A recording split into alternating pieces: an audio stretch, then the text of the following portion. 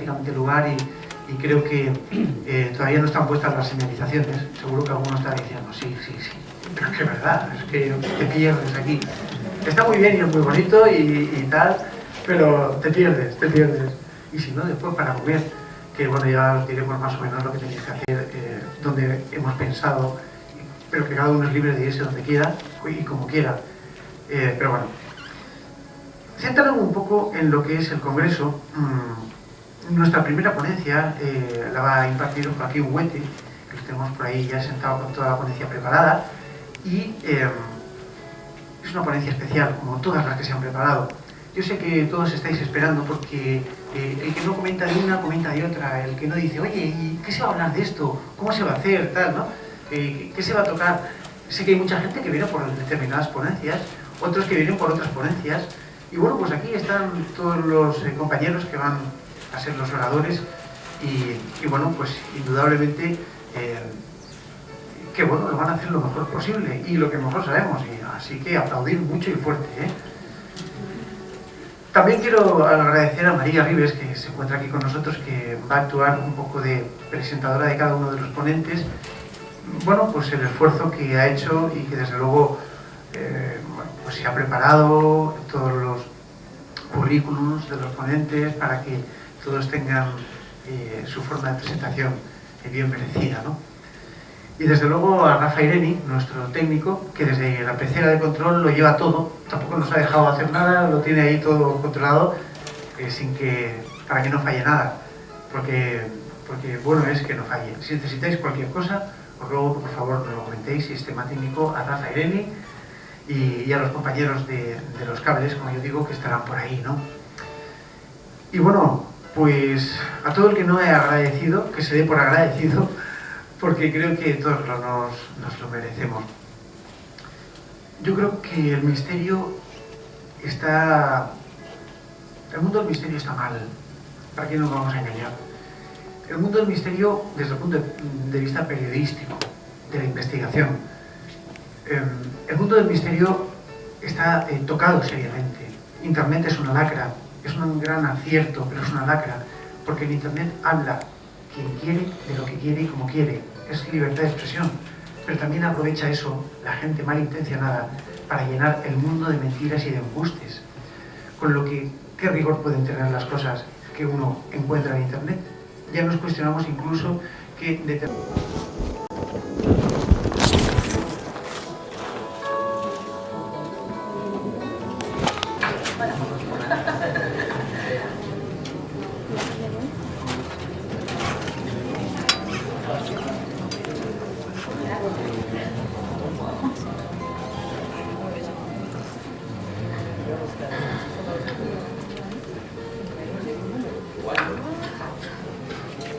Bueno, Juanjo es el más joven, como podéis ver, de todos los investigadores que nos presentan sus exposiciones. Apenas tiene 19 años y él se excusa a sí mismo porque con esa edad apenas se tiene currículo, como no sea del encontrarse finalizando el bachiller científico-tecnológico en Lorca, Murcia. De forma que sus conocimientos le permitirán estudiar con espíritu científico y medios técnicos cualquier tema en el que se adentre, también en lo paranormal. A pesar de esta inexperiencia, que pensamos que es más modestia que otra cosa, ya ha colaborado en 3 de los 4 programas emitidos por el Canal 6 de Murcia sobre la investigación en el preventorio antituberculoso de Sierra Espuña. Ya ha participado en la investigación que se realizó con el buscador de Telecinco en ese mismo preventorio de Sierra Espuña. Él está ansioso por mejorar su formación y quiere especializarse en diversos temas, y su celo y su interés le llevan a que sin duda alguna podamos decir de él que es una de las promesas más sólidas de la investigación del misterio en España. Y ahora nos lo va a demostrar con su ponencia sobre el misterioso caso de los gigantes de Murviedro.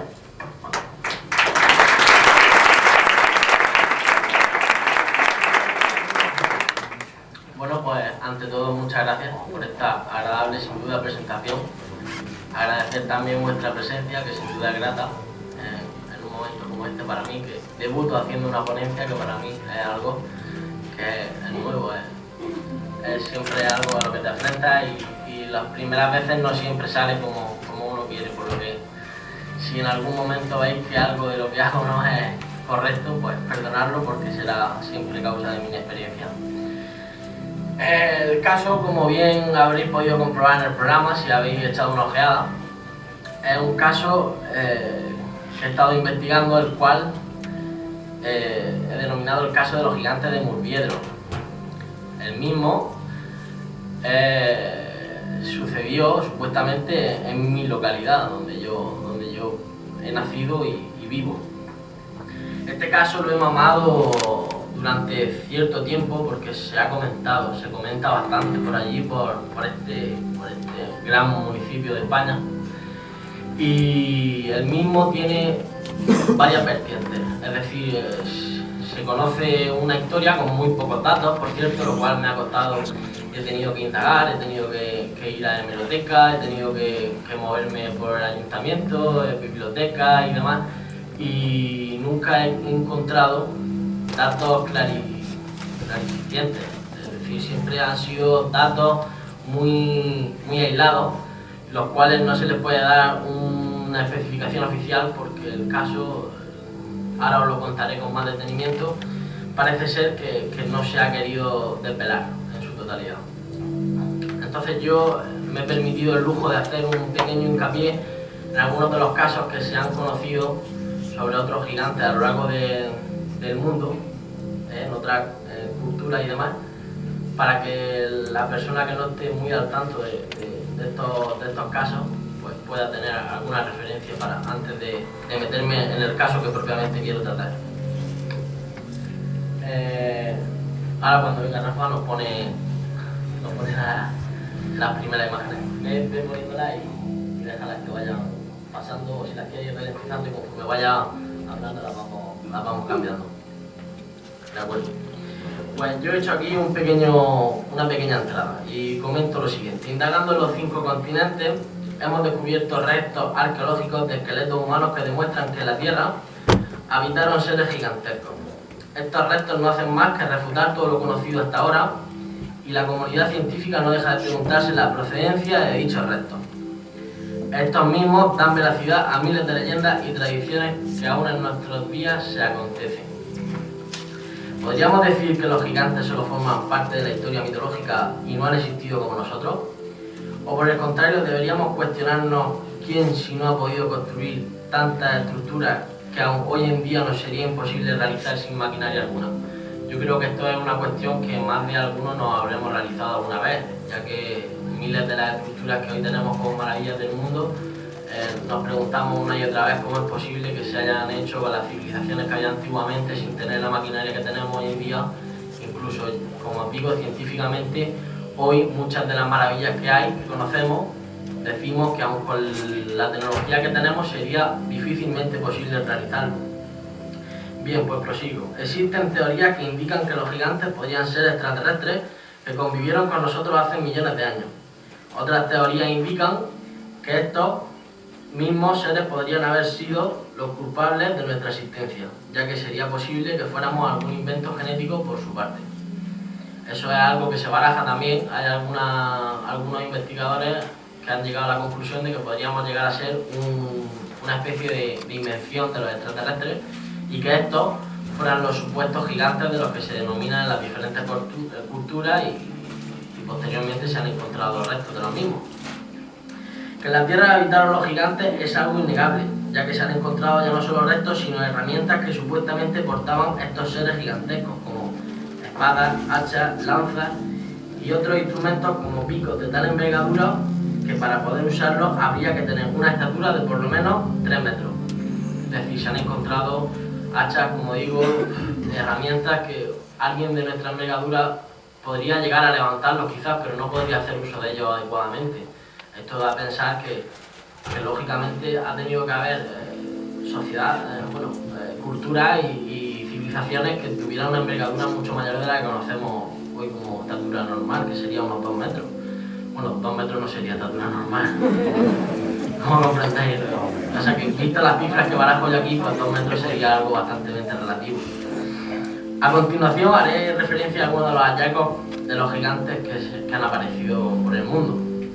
En Chenin y Túnez se encontraron restos de tumbas de gigantes con esqueletos que medían más de 3 metros. Un caso aislado en Túnez, pero que nos da referencia que si había tumbas de más de 3 metros, pues gigantes deberían ser las que la habitaban, por decirlo de alguna manera. Un esqueleto de fósil humano de 5,18 metros de alto fue desenterrado en 1956 en Garganja, Filipinas.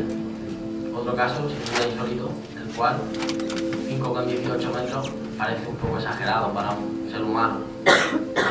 En la ciudad megalítica de Lissus, antigua Libia, se encontraron restos de individuos con edades comprendidas entre los 10 y 12 años y una antigüedad de 20.000 años. Estos tenían una altura de unos 2,25 metros. A algunos nos cuesta conseguir esa altura cuando alcanzamos la edad plena del crecimiento, pues imaginaros en individuos de esa edad. Cerca de Mangli, la antigua Unión Soviética, se encontraron esqueletos de hombres que medían unos 3 metros. Estos presentaban 6 dedos en sus extremidades. Si ya de por sí la estatura era un adjetivo al que se le pudiera atribuir esos 3 metros, pues que tuvieran 6 dedos da un poco más que pensar al asunto.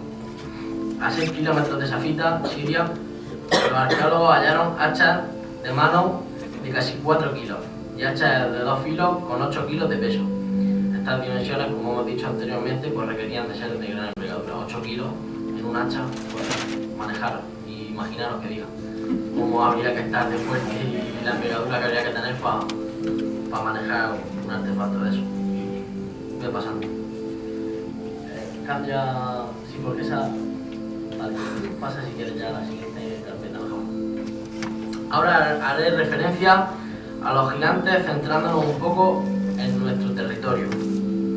En la península también se han encontrado varios restos y nuestras tradiciones se acuerdan de ellos constantemente. Por ejemplo, en Cataluña, els gegants continúan presentes en muchas fiestas y presentaciones. Se han integrado en las fiestas populares hasta el punto de que todas las comarcas tienen lo suyo. Pienso que esto es algo también a tener en cuenta, lo que es una tradición arraigada a los gigantes y que se haya implantado de tal forma que cada una de las comarcas tenga los suyos propios, da a pensar que también puede ser un indicio de que hayan existido estos grandiosos seres. En euskera, a los monumentos megalíticos se les denomina Mairuen Baratta, huerta de los gigantes o huerta de los gentiles, el nombre este último con el que se les conoce en el territorio vasco. Por lo visto se ve que allí en el País Vasco pues se les tiene más apreciación aún todavía. Y bueno, ahora ya prácticamente voy a pasar a señalar un poco, déjala si quieres pasar unos segundos. Esas son las fotos que he recopilado un poco para que os tengáis cuenta de lo que son los festejos. Y pasamos a la próxima carpeta. Y ya pues empiezo con la historia, la cual venía realmente a contaros. Esto, como he dicho en un principio, era simplemente para introduciros un poco en el tema y que no sonara a alguno a cascarrillo esto que os voy a decir ahora. Lorca, el que ha sido hasta hace poco el término municipal más grande de España, es un lugar por el que han pasado las principales culturas, como se ha demostrado recientemente. Esta ciudad no pasa de inadvertida, ya que era un punto clave y de continuos enfrentamientos con los musulmanes en la época de la Reconquista.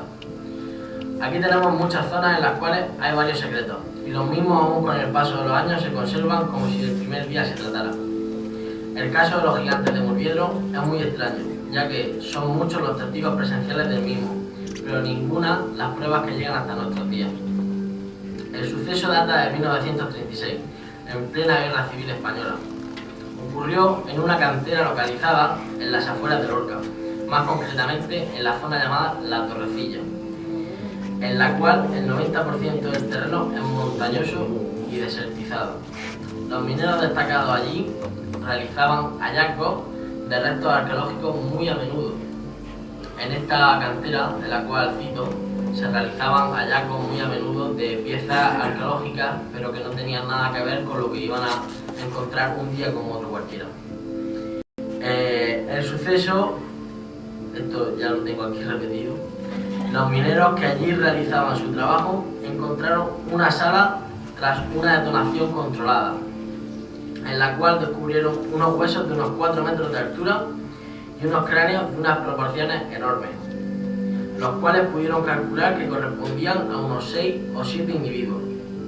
Ellos inmediatamente pusieron en antecedentes a las autoridades, las cuales tras su desplazamiento dieron el cierre a las excavaciones en el lugar sin dar ninguna explicación. Aquí, como nos está enseñando el amigo Rafa, ese es el yacimiento. Ahí es donde ocurrió prácticamente todo. Acto seguido, unos extranjeros con acento alemán se presenciaron. Eso que nos está enseñando ahora el amigo Rafa son restos de la cerámica del lugar. Restos débiles, como se puede comprobar, pero restos son. Acto seguido, unos extranjeros con acento alemán se presenciaron en el lugar del acontecimiento e impidieron que se controlara por parte de los mineros el levantamiento de los restos, cosa de la que a mí personalmente más me llama la atención, el aparecimiento de estos extraños extranjeros alemanes, los cuales metieron en unas cajas y se los llevaron los restos. Por otra parte, estos extranjeros mostraron mucho interés en hacer un seguimiento del emplazamiento para posibles hallazgos posteriores. Creo que está la cosa bastante clara. A los mineros se les indicó que eran restos de antiguos musulmanes, lo cual no les hizo ponerse a pensar hasta pasado un tiempo. Pongámonos en su papel, eran gente rural y no tenían inquietudes en la vida. Les dijeron que podían ser perfectamente restos de antiguos musulmanes y lo aceptaron como una posible explicación, como otra cualquiera. Esta extraña aparición, sumada a la desinformación que sufrieron, ya no solo los mineros, sino en toda la ciudad, dan a entender que los responsables de aquel desfalco tenían un misterioso interés en ocultar todo lo ocurrido allí. Yo, por lo menos, esa es la impresión que me da a mí la historia. Tiempos más tarde, esto lo he recopilado yo bajo mis fuentes, tiempo más tarde, dos hermanos, Antonio y Francisco Sánchez, los cuales se apodan allí los Morotes, mineros de la cantera, intentaron recopilar información sobre lo ocurrido, pero solo pudieron encontrar documentación que atestiguaba que allí en la cantera donde ellos trabajaban se habían encontrado huesos y útiles prehistóricos, como había indicado en un primer momento, pero nada de los gigantescos huesos que ellos habían visto. Ellos en ese momento se llegaron a plantear dónde está lo que hemos visto realmente lo que vimos, y entraron en esa discusión. Pero es que acto seguido la cosa siguió en que no solo ellos se preguntaban qué había pasado con esos huesos, sino que todos sus compañeros, los cuales eran más de 12 en la cantera, se empezaron a preguntar sobre el paradero de esos huesos. Antonio el Lobo, Antonio Cajel, cito textualmente, Pepe Calixto, etc., indagaron con posterioridad para intentar descubrir qué estaba pasando realmente y por qué estaban apuntando y tanta manipulación para apuntar. Yo, por mi parte, lo que he hecho ha sido ponerme en contacto con los conservadores de los museos, tanto de Lorca y de Murcia, los cuales me han confirmado que esta historia para ellos, lejos de encontrarla oficial, no la pueden encontrar oficial claramente, la ven como una leyenda. La ven como una leyenda, ya que a sus respectivos museos no han llegado piezas de estos huesos que estamos citando.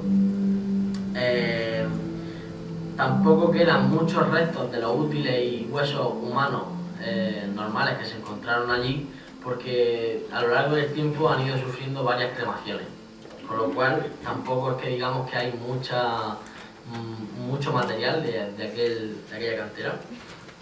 Y por otra parte también hacer el inciso de que se conoce el testimonio de todos los mineros por separado y coinciden completamente en todo. Es decir, allí se encontraron huesos de seres gigantescos y eso lo atestiguan todos los mineros.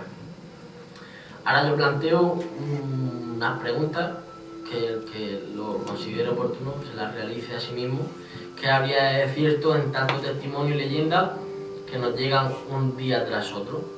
En estos casos, como en otros muchos, parece que existe algún tipo de manipulación para que no se sepa toda la verdad. ¿Hay algo que ocultar? Yo pienso que este caso se ha demostrado que con la existencia de estos extranjeros, los alemanes, que querían ocultarlo, se ha indagado en periódicos, se ha encontrado documentación que atestigua que sí, que allí se encontraron útiles y huesos, pero nada se cita de estos huesos tan gigantescos.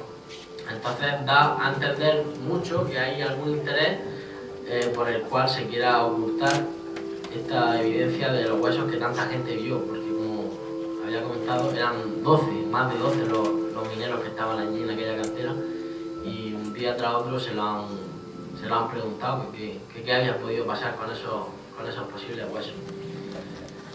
Como estaba pendiente más de leer que de las fotos, pues el amigo Rafa habrá podido pasar lo mejor que ha sabido. Esta es una vista general de lo que es la cantera. Si pasamos, podremos ver... ¿Pasa, Rafa? Este es el yacimiento, como hemos dicho antes.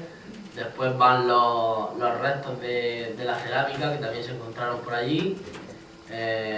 Otro más de los restos de la cerámica. Y pasa otra vez. La única que no he comentado, que esta es una vista general de todo lo que es la zona. Esa es el castillo de Lorca y tal, en el fondo se ve Lorca. Y toda la zona esa que cae de ladera es por las montañas en las que sucedió todo eso. Entonces, en el castillo de Lorca también, por ejemplo, se han encontrado restos ahora de civilizaciones antiguas y demás, los cuales indican que probablemente por esa zona hubo bastante actividad, contando con el tema de los huesos, pues tuvo que ser algo bastante concurrido por otras civilizaciones. Y bueno, ya, si alguien quiere hacer algún tipo de pregunta, o yo por mi parte he acabado.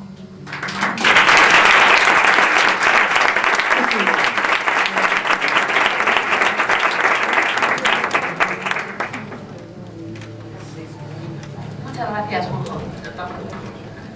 ¿Tenéis alguna pregunta? ¿Para qué se iba a ocultar el hecho de que habían encontrado esto? Ah, perdona. La he oído, pero sí. Este por aquí. Ya lo mismo. Sí. No, la única pregunta, ¿por qué crees tú que te tratabas de ocultar el hecho de que se habían encontrado esos huesos grotescos? Pues eso quizás sea lo que más me llama la atención a la hora de ponerme a investigar sobre este suceso, ya que la vida en la que vivimos, siempre que se ha querido ocultar algo es porque ha tenido una gran importancia. Entonces, ese realmente es el motor de búsqueda que me ha llevado a mí a seguir investigando este suceso, el cual no podemos esclarecer, evidentemente, porque si no sería un caso resuelto, pero por desgracia no lo es. Gracias. Nada.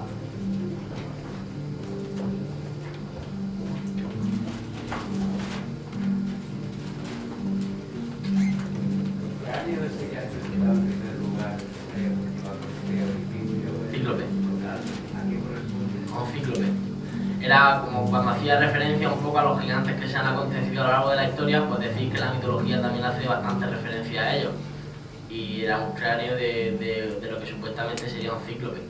Es que ha habido también algunos hallazgos de cráneo de lo que es la estructura de un cíclope. Eso yo realmente no te podría profundizar más ahí porque ahí no estoy más indagando, pero sí es cierto que se han encontrado restos, dicen, de estructuras como las del cíclope.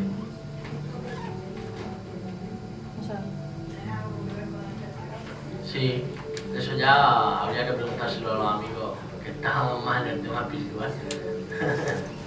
Juanjo, tú que has tenido la ocasión de entrevistarte con los pocos que quedan vivos de los testigos de excepción, de ese descubrimiento, ¿a ti qué sensación te da? ¿Tú crees que realmente esa gente tenía por qué mentir? No, eran gente que no aspiraban nada más que a realizar su trabajo día tras día. Pienso que mentir no tendría ningún sentido. Ellos, yo pienso que más se sentían casi con miedo de hablar en muchas ocasiones. Se podían haber sentido con miedo de hablar, con miedo de buscar, por temor a posibles represalias de que estos temidos, porque ellos los veían como los extranjeros alemanes, no los veían como una persona normal y corriente que iban y censuraban ahí la visión de ese levantamiento de los huesos. Ellos los veían como alguien que estaba realmente intimidándoles. Entonces no creo que tuvieran ningún interés, ni mucho menos en inventarse una historia la cual no tiene tampoco ni pie ni cabeza inventársela así de la noche a la mañana. Y reitero, a día de hoy, cada vez que has hablado con alguno de ellos, lo que sí te han asegurado es que efectivamente lo que vieron fueron unos huesos que por su tamaño eran descomunales comparados con los nuestros. Más uno de ellos citó que su mayor inquietud era no morirse sin saber realmente el paradero de esos huesos, y el pobre ha muerto.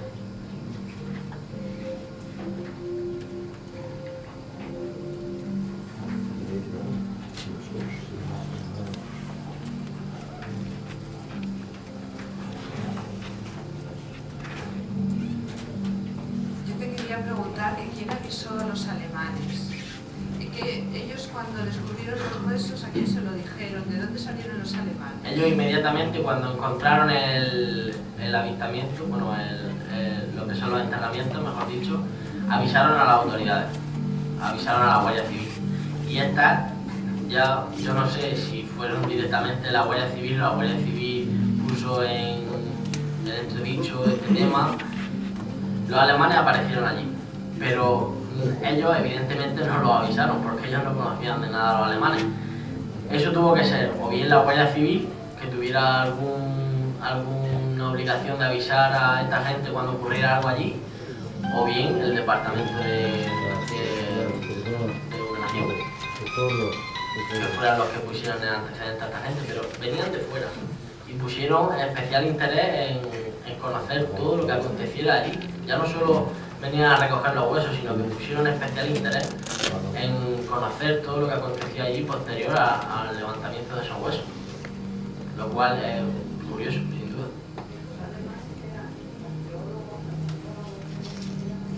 Es que si lo hubieran llegado a ser, esta gente con los conocimientos que hubieran tenido en esa época tampoco habrían podido deducir si eran profesionales o si realmente se trataba en algún departamento de inteligencia o algo por el estilo. Yo abogo más por eso, porque fueran de algún departamento de inteligencia o de investigación o algo por el estilo. Porque si fueran realmente arqueólogos, pues no censurarían tanto, o sea, pondrían unos límites, pero no censurarían tanto hasta el punto de no dejar ni siquiera ver el levantamiento de los mismos huesos. No sé si me oís, pero actualmente se hace alguna investigación también allí en la zona, como decís que es una zona de varios pueblos que han vivido aquí, se han hecho excavaciones y todo. ¿Sabes si actualmente continúan viendo, en fin, haciendo excavaciones?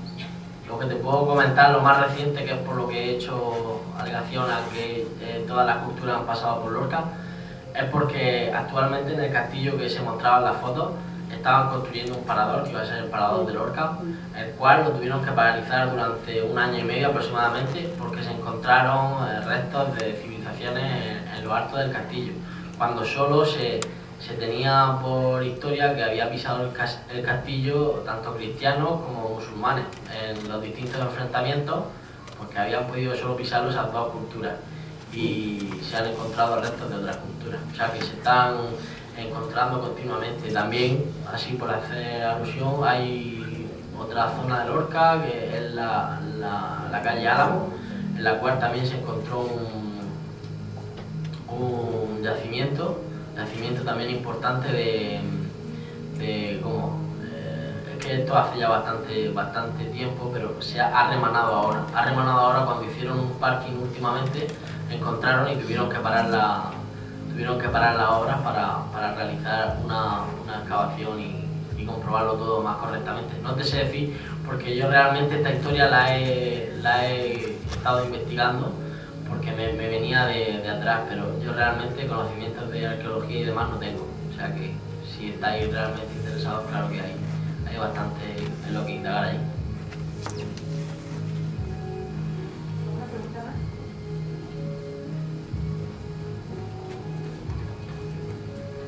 Muchas gracias, Juanjo.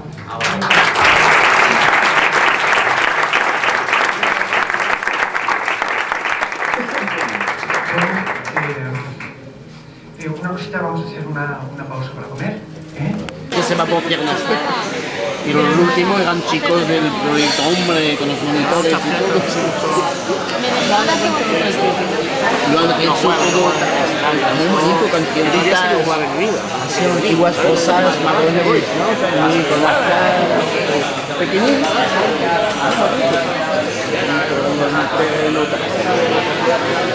Un puentecito para entrar aquí de izquierda, un figuro ahí como hacían todas las cubiertas. Los entes mágicos no pueden vivir. No, se ve que las ballenas y todo. Bueno, yo me quedé un rato tal y me fui de ahí. Son cosas que nunca ves. Teléfono, la catedral de Chartres. Aquí es la Politécnica. Ahí lo hacías que se van a robar.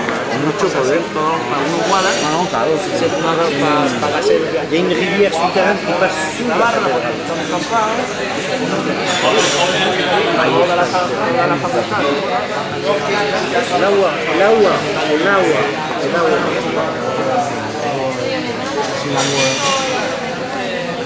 El agua. Estamos hechos de agua. Están haciéndome que si el montaje, mira que si la mesa para lo de la radio, mira que si no sé cuándo el otro, ¿qué pasa? Y yo no puedo estar en una cosa, luego tengo que salir fuera, tengo que estar dentro, que yo tengo que controlar, no podía estar en todos los sitios. Y yo le he dicho yo a la gente, digo, mira, menos mal que estoy en un congreso, porque si estoy en un congreso, cojo, cierro con llave, ¿me entiendes? Y ayer no se había ido nadie hasta que no había hecho una prueba en general, ¿me entiendes? Y hoy hubiera estado yo solo dentro.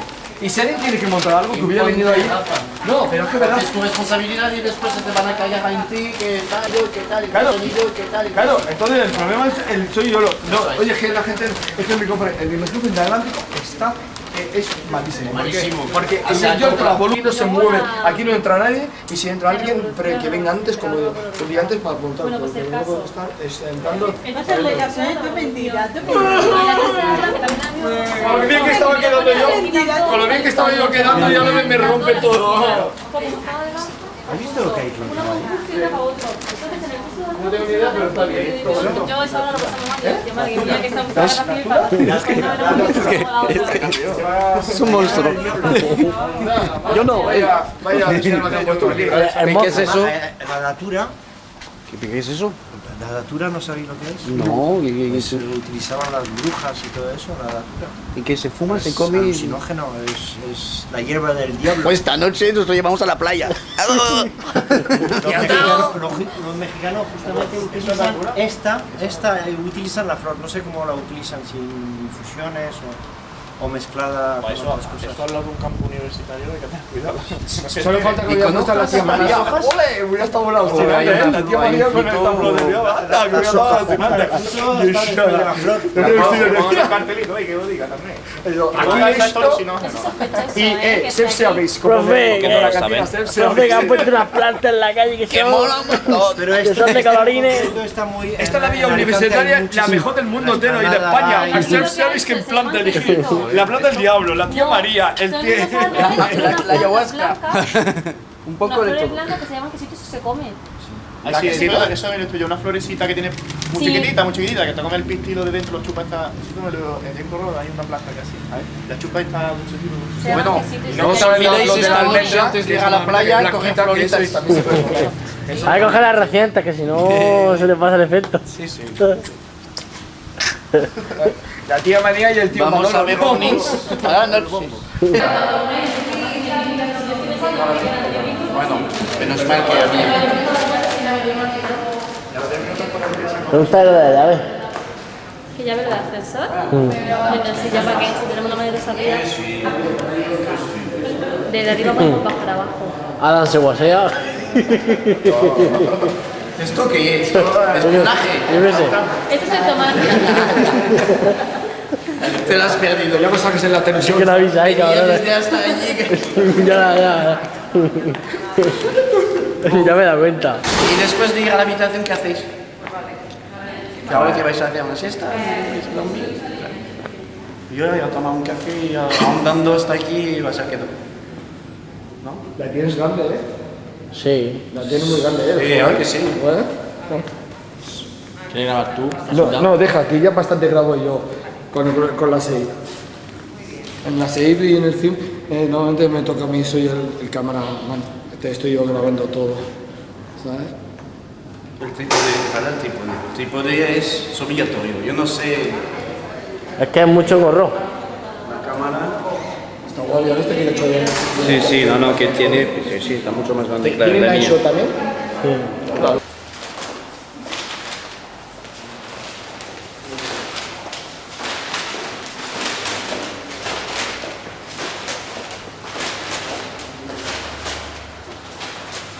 Mira, se detiene solo el verde.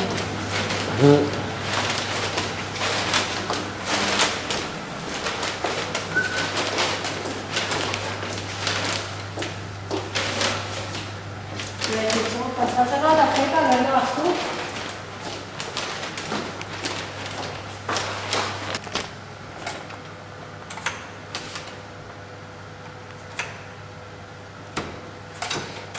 No me grabes.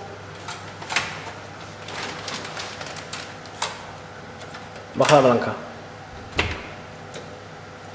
No.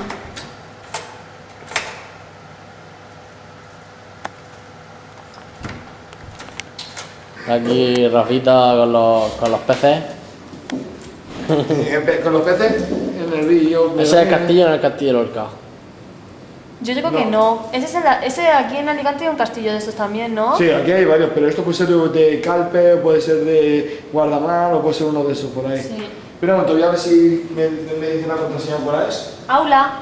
No, en la siguiente, de aquí, usuario y contraseña. Ah, eso ciérralo. Yo digo que ahí no te viene nada. ¿Ves? Ahora, pero si no, no entra internet. Ah, claro.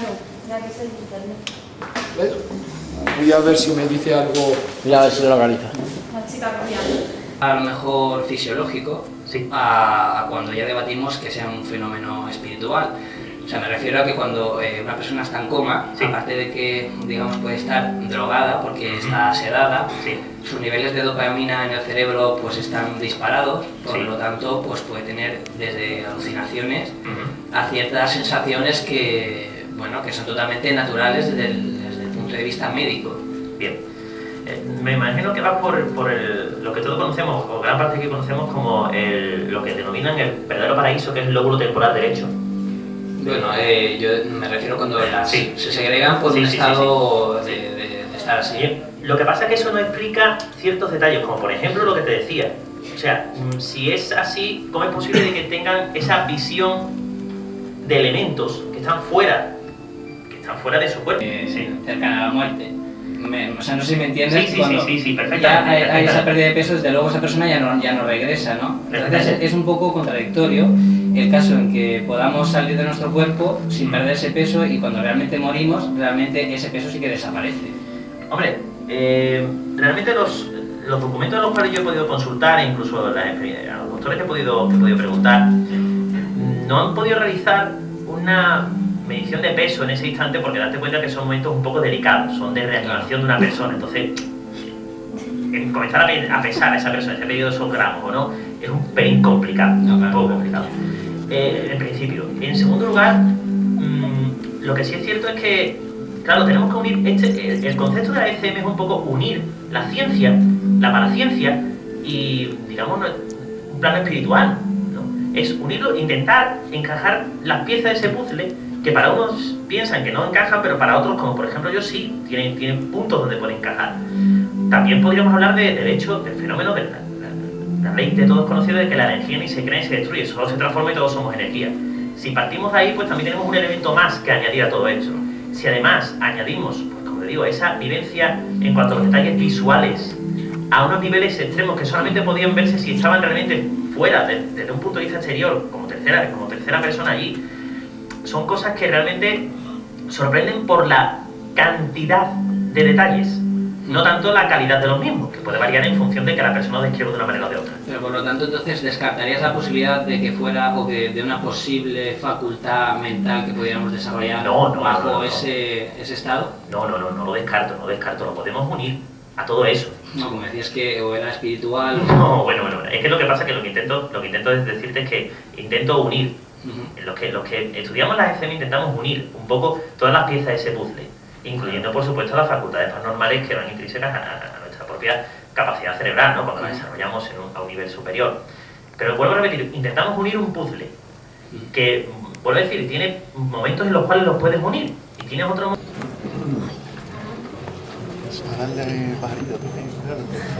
Ahora me levanto y le puteo un rato.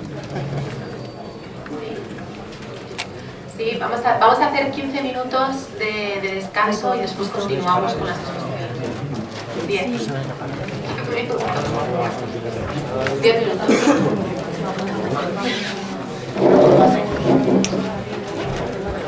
Sí, es ese, No, que descargar no, ¿cómo? Es que hay que pedirles y comprarles.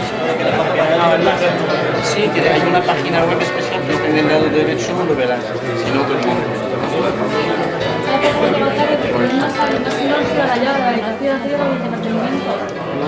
porque se ha cerrado la pila.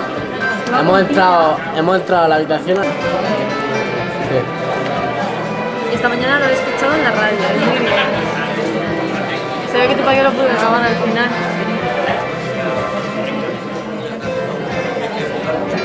Ah, pues mira, sigue leyendo la revista. Estoy como medio felicidad,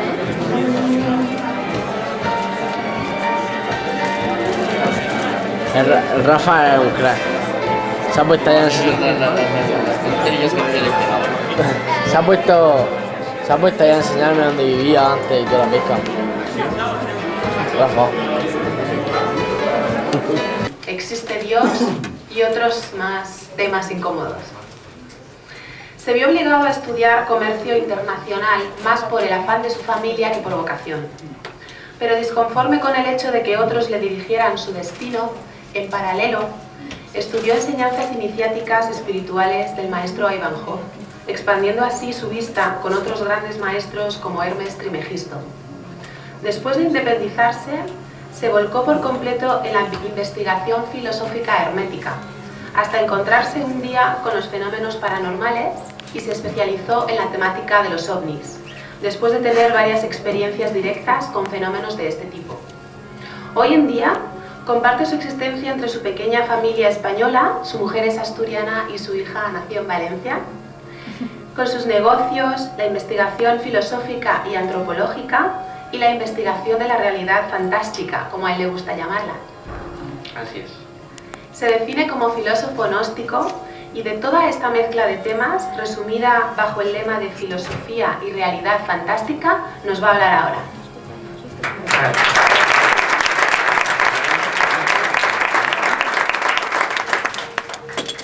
Bueno, primero muchas gracias por estar aquí.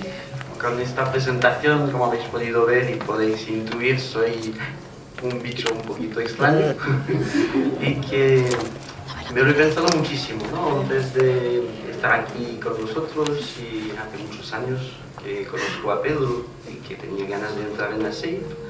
Pero bueno, digamos que mi postura es siempre estoy un poquito entre todos, entre científicos, entre parapsicólogos. Vais a ver que utilizo un lenguaje bastante particular y no hablo en mi acento, ¿no? Estamos de acuerdo. Pero hay unas terminologías que se utilizan muchísimas y que, bueno, es que habría que ver un poquito, rectificar cómo hablamos de todos estos fenómenos, ¿vale? Para mí lo que son los fenómenos paranormales, yo me gusta más hablar de realidad fantástica y que todo lo que llamamos paranormales en realidad son fenómenos que son totalmente naturales, solo pasa que aún no sabemos explicarlos, ¿no? No llegamos al nivel de conocimiento o al nivel de conciencia adecuado para poder explicar todos estos fenómenos.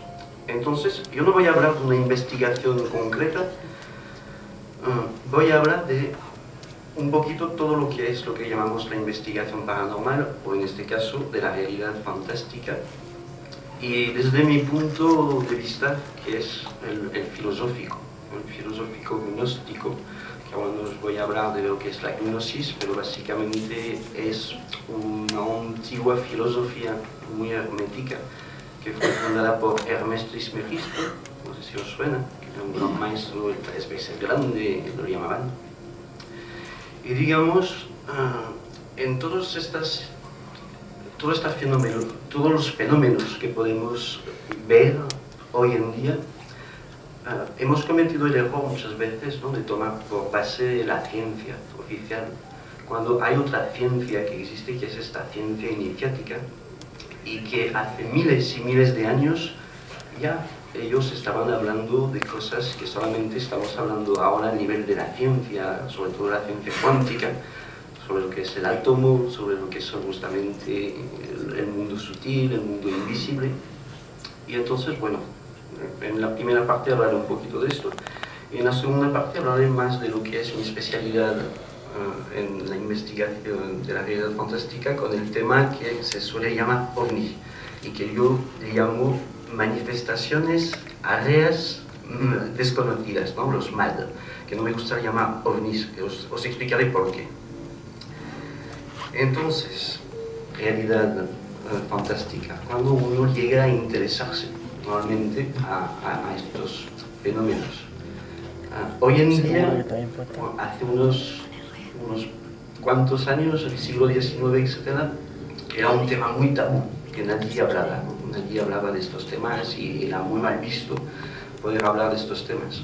Hoy en día pasa todo lo contrario. Un poquito, colegas antes lo han hablado también durante sus investigación de todos estos fenómenos, porque cuando estudias filosofía, las grandes preguntas que todos nos hemos hecho, ¿no? ¿De dónde venimos? ¿Qué hacemos aquí? ¿A dónde vamos? La muerte, la vida después de la muerte. Eso es algo que todo ser humano un día llega a hacerse estas preguntas. Pues cada uno pues resuelve estas preguntas o las deja en el aire y nunca vuelve a intentar resolver, ¿no?, estas grandes preguntas. Y en mi caso, justamente, estudiando a partir de estas grandes preguntas de la humanidad, sobre lo que hacemos y qué hacemos, etc., empecé a leer, obviamente, todos los grandes filósofos, de Sócrates, Platón, etc., y hasta que un día te encuentras que, bueno, todos estos fenómenos y todo lo que se cuenta y todo lo que, bueno, entonces es algo como natural, ¿no? Eso que quiero explicar con esto. Cuando se estudia realmente y se quiere estudiar realmente el sentido más profundo de nuestra existencia como seres humanos, pues debemos, o a un momento u otro, debemos encontrarnos y toparnos con estos fenómenos. Y entonces yo digo siempre también, frente a estos fenómenos hay tres tipos de personas. Hay los que no creen, hay los que creen y hay los que han visto y que han experimentado. Entonces yo empecé toda esta investigación siendo realmente muy escéptico. No creía, ¿no? Quería ver, quería conocer, y por eso me fui interesando, porque la ciencia, yo pensaba encontrar más respuestas en la ciencia, porque me parecía que sería el papel adecuado de lo que se llama la ciencia. Pero bueno, me quedé un poquito decepcionado, porque obviamente no te dan respuestas, al contrario, son ellos mismos que clasifican como misterio todo lo que no consiguen explicar, porque aún no llegan al conocimiento suficiente para poder explicar todos estos fenómenos. Entonces lo adecuado para mí sería eso, muchísimo mejor, ¿no? Querer tomar conciencia realmente de lo que somos. No hablo de buscar la verdad absoluta del universo, pero esta pequeña verdad que nos puede dar un sentido más justo, más adecuado para nuestra propia vida, ¿no?, y nuestras sociedades. Lo que sí es mejor que se hable, que haya muchísima información, mismo si hay muchísima intoxicación sobre todos estos temas. Es mejor hablarlo que antiguamente tener totalmente vetado todos estos temas. Y ser un ser humano en realidad es casi sinónimo de ser filósofo, de ser científico. Es algo que es un papel que aquí somos unos poquitos, numerosos pero poquitos al fin y al cabo, a interesarnos por estos temas, cuando yo de verdad pienso que deberíamos estar, pues todo el mundo debería volcarse en todos estos asuntos. y no comprendo muchas veces, ¿no?, el porqué de tantas disputas entre un gremio, entre los científicos, entre los religiosos, entre los paracientíficos, entre los herméticos. Básicamente, y eso es algo que para todos los colegas, si no paro de decírselos, etc., la experiencia, la investigación de campo está muy bien, claro, lo necesitamos y mejor además si tenemos experiencias directas de fenómenos, pero realmente para conseguir sacar respuestas tenemos que ir a ver en otras partes, en otras ramas del conocimiento. Yo siempre lo explico así, de una manera muy simple. Lo que yo llamo la verdad, la pequeña verdad de nuestra existencia humana, es como un gran puzzle, ¿no? Como una imagen, como un puzzle. Y cada rama del conocimiento, pues, son unas cuantas piezas. Entonces, el investigador, sea cual sea de cualquier rama, si solamente se queda ahí, centradito, solamente con sus piezas, pues jamás hace la imagen total. Y entonces uno de los mensajes que a mí me gustaría aportar, bueno, veremos si conseguimos hacerlo, pero tengo un sueño que comparto con vosotros. Este sueño es esto, ¿no? Ya en la CEIP, bueno, tenemos un poquito, ¿no?, tenemos científicos, tenemos un poquito, bueno, ahora están entrando, he visto que hay a nivel espiritual, etc. Pero a mí lo que me gustaría es que sin que sean de la CEIP, que conseguir trabajar sobre todos estos temas compartiendo mesas de trabajo con científicos, hasta con religiosos abiertos, que los hay, pocos, pero los hay. Yo creo que si no salimos adelante y si cada uno nos quedamos allí, vamos a seguir disputándonos, vamos a seguir con una guerra allí estúpida y nunca resolveremos nada, ¿no? Y eso es un flaco favor que hacemos a nuestras sociedades. Al fin y al cabo, estamos negándonos un conocimiento crucial para nuestra evolución, y en lugar de evolucionar, no evolucionamos tanto, porque nos damos cuenta que hay un conocimiento antiguo que, ¿lo puedes poner, lo del Kybalion? Este librito, es que no sé si os suena, es un libro que os aconsejo, si lo podéis encontrar. Existe actualmente, me han dicho antes, en las ediciones ediciones humanitas, son un librito muy pequeñito, pero muy denso, que fue escrito por supuestos, ¿sabes? El conocimiento hermético a la base fue creado por Hermes, pero siempre ha sido pasado de maestro a alumno hasta nuestros tiempos, y eso data de más de 10.000 años. Y en el siglo XX hubo tres discípulos que, pues, en lugar de dar unas claves tan complicadas como eran en el origen, ¿no?, por eso se llamaba conocimiento hermético, pues decidieron democratizar, a decir una palabra, este conocimiento para ponerlo más al alcance de la gente que no tenía que descifrar grandes símbolos y tener un gran conocimiento. Entonces es una base muy sencilla de acercarnos a lo que son las leyes universales. Es un conocimiento que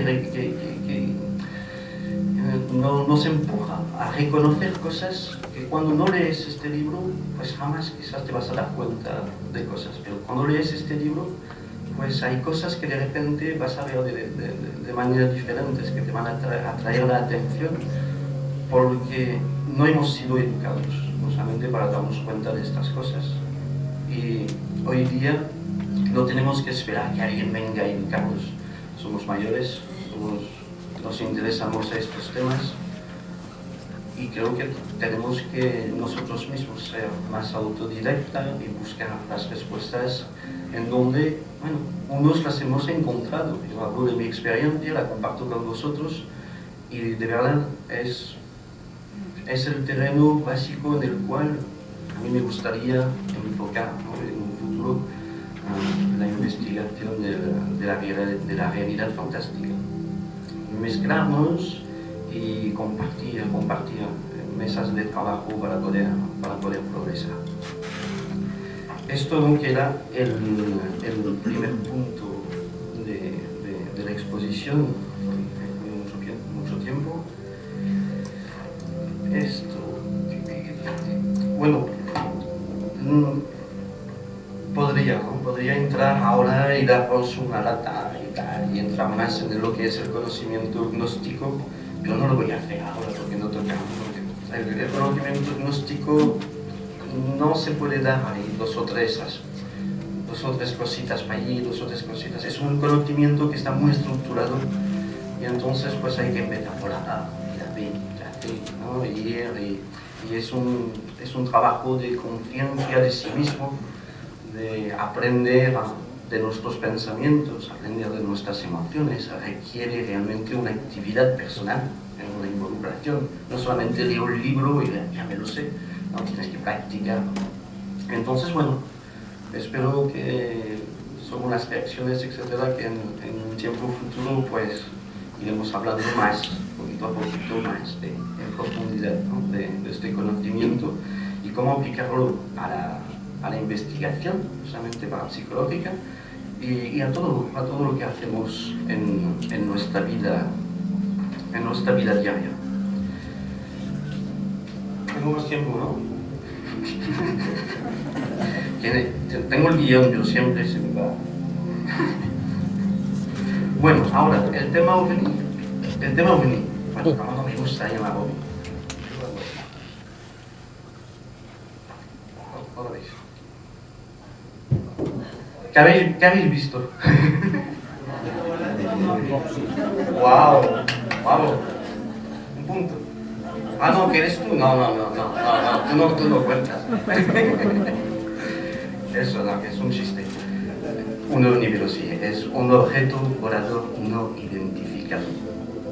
Repito, objeto volador no identificado.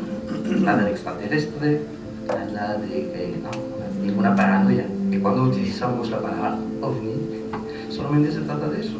Algo que pasa por allí y no sabemos de lo que va la cosa, sencillamente. Eso es muy importante porque estoy harto de oír hablar de ovni y hablan de ovni como sinónimo de extraterrestres. Bueno, extraterrestres, otra palabra, os lo dije, ¿no? Es que es un lenguaje y no me gusta el lenguaje común de todos estos fenómenos. Extraterrestres, ¿de qué venía? Otra vez, el ego humano, ¿no? Todo lo que se ve y que no comprendemos es extraterrestre. Extralunar, extramarciano, ¿no? ¿Por qué no? Porque extraterrestre. Es un poquito, no sé, a mí no me pillas, ¿no? Lo veo estúpido, que bueno, digamos que puede haber, sería, ¿no?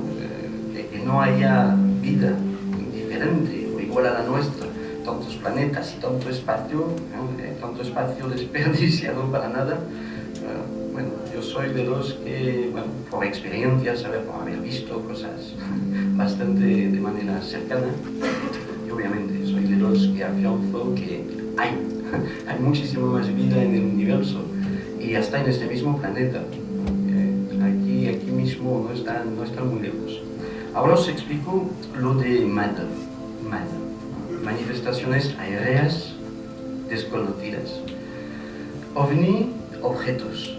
MAD, manifestaciones, porque tenemos muchísimos casos, con además casos muy concretos, con testimonios realmente de calidad, como el ejército, como pilotos de línea, de Iberia, gente que saben de lo que están hablando, que nos han hablado de luces, nos han hablado de bolas de luz, nos han hablado de cosas que no salían en los radares.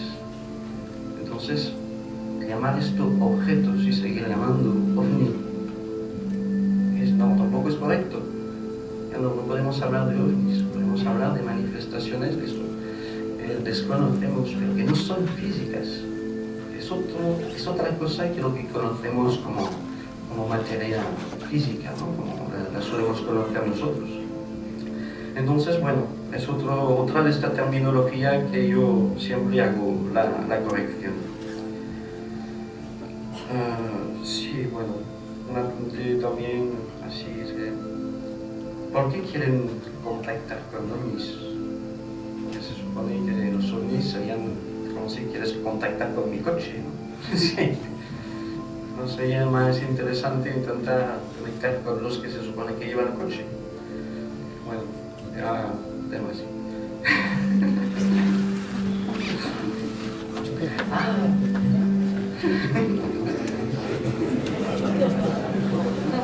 No, pero se me va la olla a veces.